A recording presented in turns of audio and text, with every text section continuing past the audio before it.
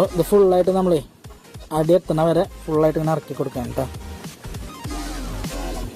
അതിനുശേഷം നമ്മളിത് ഈ ഒരു എൻഡ് ക്യാപ്പും കൂടി അടച്ചു വെക്കണം കേട്ടോ. അതിനുശേഷം നമ്മൾ ഈ ഒരു വശമല്ലേ, അതായത് ഈ ഒരു ലാസ്റ്റത്തെ ഈ എൻഡ് ക്യാപ്പ് അത് നല്ല രീതിയിലൊന്ന് ഒട്ടിച്ചങ്ങ് എടുക്കുന്നുണ്ട്. പ്ലസ് ടുക്ക് ഉപയോഗിച്ചിട്ടേ നല്ല രീതിയിലൊന്ന് ഒട്ടിച്ചങ്ങ് എടുക്കുന്നുണ്ട്.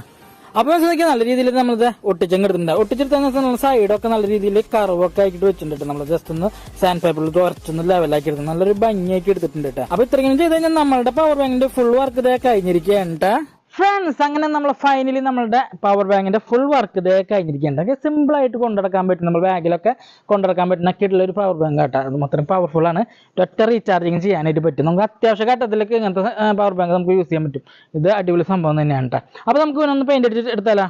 അപ്പോൾ ഫ്രണ്ട്സ് നമ്മളിത് പെയിന്റ് അടിക്കാനായിട്ട് പോകട്ടെ. അപ്പോൾ നമ്മൾ ബ്ലാക്കും മഞ്ഞയും കളർന്ന പെയിന്റാണ് അടിക്കാൻ പോകുന്നത്. അപ്പോൾ അത് ആദ്യം നമ്മൾ ബ്ലാക്ക് ആണ് അടിച്ചു കൊടുക്കാൻ പോകുന്നത്.